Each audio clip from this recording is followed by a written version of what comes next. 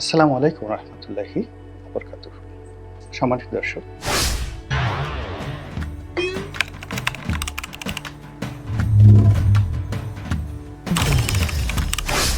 আজকের এই ভিডিওটি মূলত সম্পাদকীয় আকারে ডক্টর মোহাম্মদ ইউনূসকে কেন্দ্র করে বা তাকে উদ্দেশ্য করে।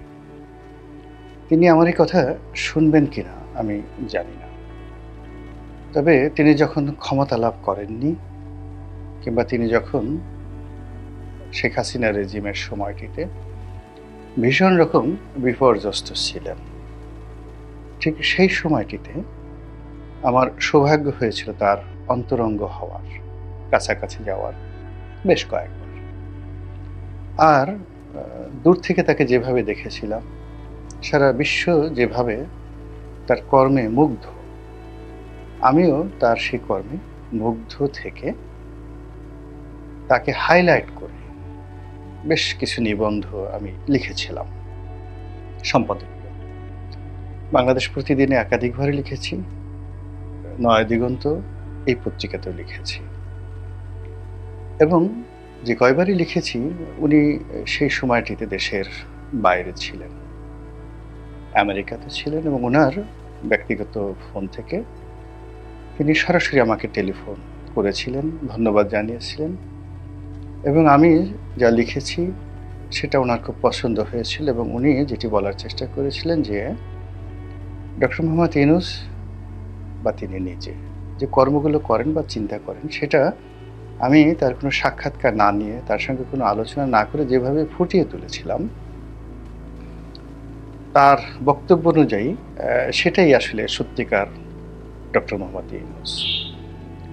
তো এই তার যে প্রশংসা, তার যে কার্টিসি মানে সৌজন্যতা, তার যে ভদ্রতা, এই কারণে আমি খুব কৃতজ্ঞ আরও একটি কারণে। 2013 সালে আওয়ামী লীগের জমানাতে সালমান এফ রহমানের সঙ্গে যখন শত্রুতা আমার প্রবল হয়ে গেল এবং সেই শত্রুতার সঙ্গে যখন আমি পেরে উঠছিলাম না এবং যখন আমাকে জেলে যেতে হয়েছিল, ঠিক সেই সময়টিতে তিনি আমার পরিবারের খোঁজ নিয়েছিলেন, আমার স্ত্রীর সঙ্গে কথা বলেছিলেন এবং আমার স্ত্রীকে দাওয়াত করে তার যে কর্মক্ষেত্র ইউনূস সেন্টার বা গ্রামীণ ব্যাংক ভবন, সেখানে তিনি নিয়ে গিয়েছিলেন সেই 2013 সালে। অনেক কথা হয়েছিল তার সঙ্গে এবং আমার সঙ্গে এবং আমার স্ত্রীর সঙ্গে বিভিন্ন সময়টিতে। তো তিনি এই ক্ষমতায় এসেছেন এটা অনেকে আশা না করলেও আমি সে 2010-11 সন থেকে আশা করতাম। আমার কেন জানি মনে হতো সেই মহাভারতের, রামায়ণের কিংবা গ্রিক সাহিত্য কিংবা আরব্য রজনীর যে কাহিনী, সেখানে নিয়তি বারবার মানুষকে যে জিনিসটি শিক্ষা দেয়, আপনি যাকে তাচ্ছিল্য করবেন ঠিক তার কাছে আপনাকে যেতে হবে। তো শেখ হাসিনা তাকে যেভাবে তাচ্ছিল্য করছিলেন, যেভাবে অপমান করার চেষ্টা করছিলেন, আমার কাছে সবসময় মনে হতো যে শেখ হাসিনাকে আসলে পরাজিত হতে হবে নিয়তির কাছে এবং সে পরাজয় ডক্টর মোহাম্মদ ইউনূসের যাকে বলা হয় মাধ্যমে হবে। এবং এটা নিয়ে আমি অসংখ্য টকশোতে কথা বলেছি, ছোট বিষয়ে কথা বলেছি। তো সেই ডক্টর মোহাম্মদ ইউনূস যেদিনই ক্ষমতায় এলেন, আমি বলতে গেলে তার পরের দিন থেকেই তার সমালোচনা করে আসছি এই কারণে যে তিনি ভালো করেন। তিনি আমার এই সমালোচনাটা তিনি গ্রহণ করবেন যে কারণে যে তার সঙ্গে আমার যে সম্পর্কটি, সেই সম্পর্কটি কাছের সম্পর্ক, শত্রুতা তৈরি হওয়ার মতো সম্পর্ক নয়। আর তার জন্য আমি যতটুকু করেছি সেখানে কোনো স্বার্থ ছিল না। আর আমি যে পর্যায়ে আছি সেখান থেকে তিনি এখন যেখানে আছেন বা এরপরে যেখানে যাবেন বা আগে যেখানে ছিলেন সেখান থেকে আসলে আমারকে কোনো সহযোগিতা মানে তার দোয়া ছাড়া অন্য কোনো সহযোগিতা দরকার নেই। এই কারণে তাকে অনেক কথাগুলো বলেছি।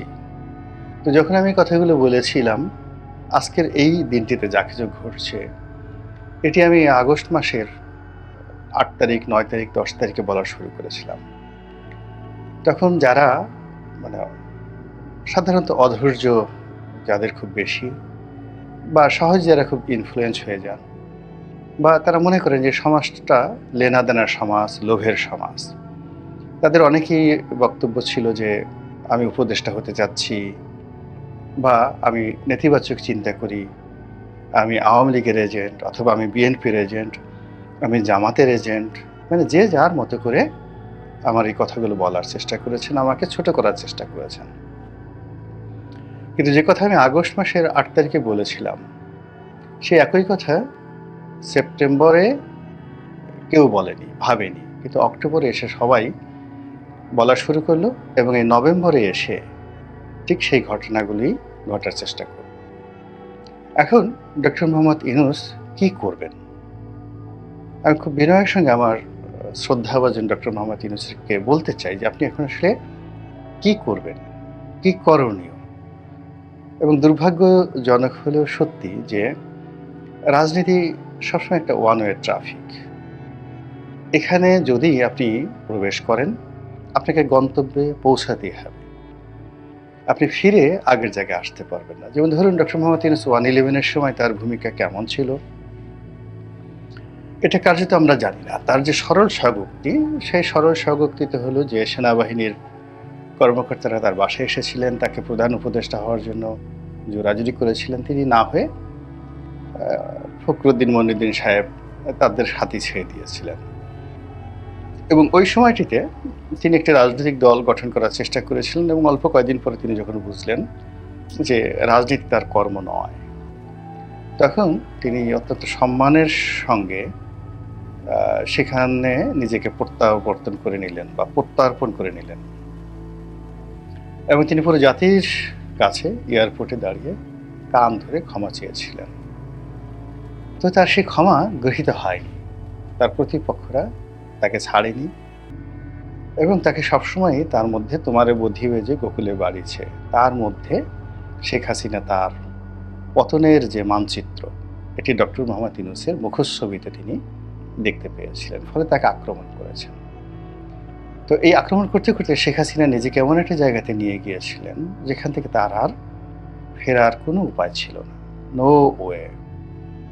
আবার এই আমরা যারা ছোটোখাটো রাজনীতি করি, ধরুন আমি 2001 সনে নির্বাচন করব বলে রাজনীতির মাঠে নামলাম। তো 2001 সন থেকে 2008 সন পর্যন্ত শুধু নমিনেশন পাওয়ার জন্য চেষ্টা করলাম। এরপরে নমিনেশন পেলাম, এমপি হলাম 5 বছর। তো এই 5 বছরের যে কর্মকাণ্ড, তার দায় আমাকে এখনো কিন্তু বহন করতে হচ্ছে।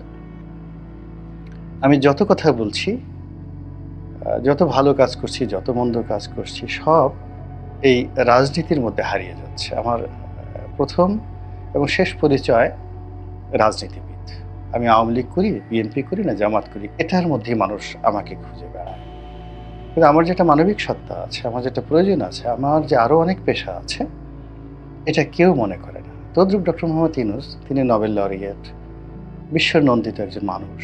বিশ্ব স্পোর্টসে তার যে গ্রহণযোগ্যতা, সেটা ফিফা বলেন, ক্রিকেট অঙ্গন বলেন বা অন্য যে কোনো অলিম্পিক বলেন, বিশ্বের ক্রীড়া আসরগুলোতে তিনি নন্দিত ব্যক্তি। নেলসন ম্যান্ডেলার মতো, মোহাম্মদ আলী ক্লের মতো খুবই নন্দিত ব্যক্তি। তো তার এই সকল পরিচয়ে এসে একেবারে যাকে বলে ডুবে গিয়েছে রাজনীতির মধ্যে এবং নিয়তির নির্মম পরিহাসে তিনি সেই রাজনীতির মধ্যেই এসে পা দিয়েছেন এবং এটাতে তার হয়তো করার কিছুই ছিল না, এটাই তার তকদিরে লেখা ছিল। যেমন ধরেন আমরা যারা রাজনীতি করি, তিনি একটা শব্দ ব্যবহার করেছেন ম্যাটিকুলাসলি। তো ম্যাটিকুলাসলি মানে ম্যাথমেটিক্যাল টার্মে, অঙ্কের যে সূত্র আছে সেই সূত্র ব্যবহার করে আপনি কোনো একটা বিষয় পরিকল্পনা করবেন, নির্ভুলভাবে পরিকল্পনা করবেন।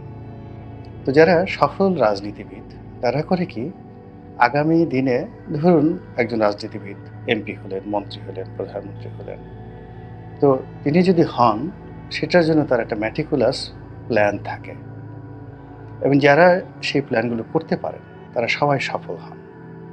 যেমন জিয়াউর রহমান সাহেব করতে পেরেছিলেন, তিনি সফল হয়েছেন, কিন্তু বঙ্গবন্ধু পারেননি। শেখ হাসিনা সেই জেলখানাতে বসে তিনি প্ল্যান করেছিলেন। তো ফলে শেখ হাসিনার দুটো জমানা। একটা জমানা ছিল আপনার সেই ৯৬ থেকে ২০০১, এই পুরো সময়টা তিনি ভালো করেছিলেন। আবার ২০০৮ থেকে ২০১২ পর্যন্ত মোটামুটি তিনি কিন্তু একটা গ্রহণযোগ্য পর্যায়ে ছিলেন। এর কারণ হলো তখন ওই সময়টিতে তার সবকিছু ম্যাটিকুলাসলি পূর্ব পরিকল্পনা অনুযায়ী তিনি সবকিছু করেছেন। তার নমিনেশন দেওয়া, মন্ত্রিপরিষদে জায়গা দেওয়া, ডেভেলপমেন্ট ওয়ার্ক, তারপরে তিনি কোন কোন কাজগুলো করবেন, অগ্রাধিকার কি হবে, পুরো বিষয়গুলো তার পূর্ব পরিকল্পনা ছিল। কিন্তু ১৩ সনের পরে পুরো পরিস্থিতি তার আর সেই পরিকল্পনা মতো হয়নি। তিনি পরিবেশ পরিস্থিতির সঙ্গে নিজেকে জড়িয়ে ফেলেছেন এবং পরিস্থিতি দ্বারা প্রভাবিত হয়ে তিনি সিদ্ধান্ত নিয়েছেন, ফলে ক্রমশ তিনি পতনের দিকে এগিয়ে গিয়েছেন। তো ডক্টর মোহাম্মদ ইউনূস তিনি যদি সেই ১/১১ পর মানে ২০০৬ সন থেকেই তার একটা পরিকল্পনা থাকতো যে আমি প্রধানমন্ত্রী হব, প্রধান উপদেষ্টা হব, এতদিন থাকব, এই লোকজনকে নিয়ে আমি এই কাজগুলো করব, তাহলে আজকের যে অবস্থা সে অবস্থা তৈরি হতো না। কিন্তু মনে হচ্ছে যে তিনি স্বপ্ন দেখতেন হয়তো যে তিনি হতে পারেন, কিন্তু এই কথা তিনি কাউকে প্রকাশ করতেন না। দ্বিতীয়ত শেখ হাসিনার জমানার শেষ ৪-৫ বছরে তার উপর যে সীমাহীন অত্যাচার করা হয়েছে, বিশেষ করে ২০২১ সনের পরে, এর ফলে তিনি বেঁচে থাকার আগ্রহ হারিয়ে ফেলেছিলেন, স্বপ্ন হারিয়ে ফেলেছিলেন এবং রাজনীতি নিয়ে আসলে তিনি চিন্তা করেননি। ফলে তার কাছে যখন এই নিয়ামতটি এলো আগস্ট মাসের ৫ তারিখের পর, তখন তিনি ছিলেন বিমোহিত, তিনি ছিলেন কিংকর্তব্য বিমূঢ় এবং তিনি অনেক কিছু ভুলে গিয়েছিলেন। তিনি তার আপনজনদেরকে ভুলে গিয়েছিলেন, তিনি তার শিক্ষাকে ভুলে গিয়েছিলেন, দীক্ষাকে ভুলে গিয়েছিলেন, প্রতিজ্ঞাকে ভুলে গিয়েছিলেন। ফলে কি হলো, অন্যের সাজানো একটা বাগান, সেই বাগানে তিনি এসে বসলেন। অন্যের একটা সিংহাসন, সেটাতে তিনি বসলেন। তো যার জন্য কি হলো, প্রথম দিন থেকেই এই সরকারের উপর, প্রশাসনের উপর কোনো জায়গাতে তার কোনো কর্তৃত্ব তিনি প্রতিষ্ঠা করতে পারেননি বা করেননি।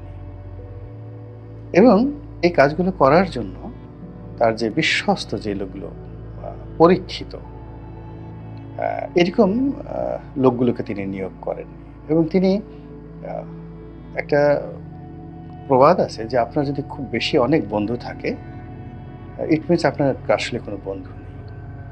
বাংলাদেশের ডক্টর মোহাম্মদ ইউনূসের অনেক বন্ধু আছেন বা ছিলেন, অনেকের সাথে সম্পর্ক, কিন্তু যেটিকে বলা হয় ক্লোজ ফ্রেন্ডশিপ, যেটা পলিটিক্যাল লোকজনের থাকে, সবার থাকে। যেমন বিএনপির একজন নেতা বা আওয়ামী লীগের একজন নেতা, তাদের কিন্তু তারা জানেন যে এই লোকটি কাজ করতে পারবে, এই গুন্ডামি করতে পারবে, মাস্তানি করতে পারবে, এ প্রশাসন চালাতে পারবে, এ তার পক্ষে এই কাজটি করতে পারবে, এটি তারা বুঝতে পারে। এটি ডক্টর মোহাম্মদ ইউনূসের ছিল না। ফলে আজকের যে অস্থিরতা, আজকের যে বিশৃঙ্খলা এবং আজকের যে বন্ধনহীন একটা রাষ্ট্রীয় ব্যবস্থা আজকের দিন পর্যন্ত আমরা দেখতে পাচ্ছি, এই সময়টাতে আসলে ডক্টর মোহাম্মদ ইউনূসের কী করা উচিত? আমি শুধুমাত্র তাকে বলবো যে আপনি কারো কথা শুনবেন না। আপনি দরকার হলে রোজা রাখুন। এটা ধর্মের দিক থেকে নয়। যখন মানুষ রোজা রাখে, ফাস্টিং করে, তখন তার মস্তিষ্কের অনেকগুলো সেল কার্যকর হয়ে যায়, মোতওয়াজ্জহ হয়ে যায়, অটোমেটিক্যালি জ্ঞান ভাণ্ডার খুলে যায়। পেট যত খালি থাকে মাথা তত উদ্গ্রীব হয়ে যায়। তো আর পেট ভরা থাকলে মাথা অলস হয়ে যায়। তো আপনি ১ দিন বা ২ দিন রোজা থাকুন। আপনি নামাজ পড়েন কি পড়েন না সেটা বড় ব্যাপার নয়। আপনি সিজদার মতো করে প্রণতি দিন বা মাথা নোয়ান, বিছানায় জায়নামাজে বা আপনার ইচ্ছা মতো নোয়ান। তাহলে কি হলো যে আপনি রোজা রাখার পরে যখন আপনি এই মাথাটা নোয়াবেন, তখন আপনার যে মস্তিষ্কের রক্ত চলাচলটা অন্য সময়, মানে অন্য স্বাভাবিক সময়ের চাইতে, আপনি বসে থাকেন, শুয়ে থাকেন, এর চাইতে অনেক চমৎকারভাবে এটি কাজ করবে। এবং সেখানে বসে আপনি নিজেকে প্রশ্ন করুন, আপনার যে সময়টি ভালো লাগবে, এটি ভোরে হতে পারে, এটি বিকেলে হতে পারে, যখন আপনি শারীরিকভাবে মানসিকভাবে ভালো থাকবেন। নিজেকে প্রশ্ন করুন যে আপনার কি পদত্যাগ করা উচিত? আপনার কি চলে যাওয়া উচিত? নাকি আপনি থাকবেন? পরিণতি কিন্তু আপনার সমানই হবে। আপনি পদত্যাগ করলেও আপনাকে ক্ষতিগ্রস্ত হতে হবে, চলে গেলেও ক্ষতিগ্রস্ত হতে হবে। আর আপনি যদি থেকে যান, সেখানে আপনি যদি সফল হন তাহলে একরকম, আর ব্যর্থ হলেও কিন্তু আপনাকে অন্যরকম। তো যদি আপনাকে সফল হতে হয়, তাহলে আপনাকে নিষ্ঠুর হতে হবে, সাহসী হতে হবে এবং অনেক প্রিয়জন, আপনার অনেক প্রিয়জনের যাকে বলা হয় তাদের বিরুদ্ধে ব্যবস্থা নিতে হবে। একেবারে ঠিক জুলিয়াস সিজারের মতো। তিনি যখন রোমে এলেন, আপনি একটু ইতিহাসটা দেখে নেবেন। জুলিয়াস সিজারের ইতিহাস, অনেকগুলো ইতিহাস আছে। তো তিনি যখন রোমে এলেন কনসাল জেনারেল রূপে, তখন রোমে গৃহযুদ্ধ এবং তার মানে ৩ জন বন্ধু, খুব ঘনিষ্ঠ বন্ধু, ক্রেশাস, তারপর মার্ক অ্যান্টোনিও এবং পম্পেই। তো ২ জন বন্ধুকে তার মেরে ফেলতে হয়েছিল এবং পম্পেইর সঙ্গে তার নিজের মেয়েকে কিন্তু তিনি বিয়ে দিয়েছিলেন এবং ওয়ান্স আপন এ টাইম পম্পেই ওয়াজ বস, এবং সেই যে রাষ্ট্র ক্ষমতাকে স্ট্যাবল করার জন্য তাকে এই কাজ করতে হয়েছিল।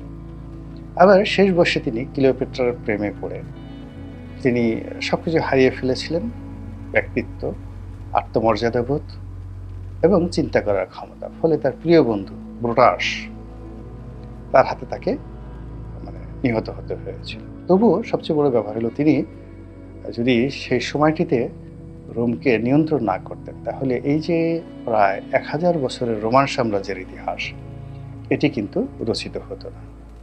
তো কাজে আপনি একটা ঐতিহাসিক সময় পেয়েছেন, প্লিজ ভয় পাবেন না। আপনি সাহসী মানুষ, ধৈর্যশীল মানুষ। মহান আল্লাহ আপনাকে অনেক অনেক গুণাবলী দিয়েছেন, যেগুলো সচরাচর অন্য কোনো মানুষের মধ্যে থাকে না। আপনার শ্রেষ্ঠত্ব, আপনার বীরত্ব, এই যে সময়, এই সময়টিতে আপনি কাজে লাগান। আমি দোয়া করি আল্লাহ আপনাকে সফল করুন। আসসালামু আলাইকুম রহমতুল্লাহি ওয়া বারাকাতুহু।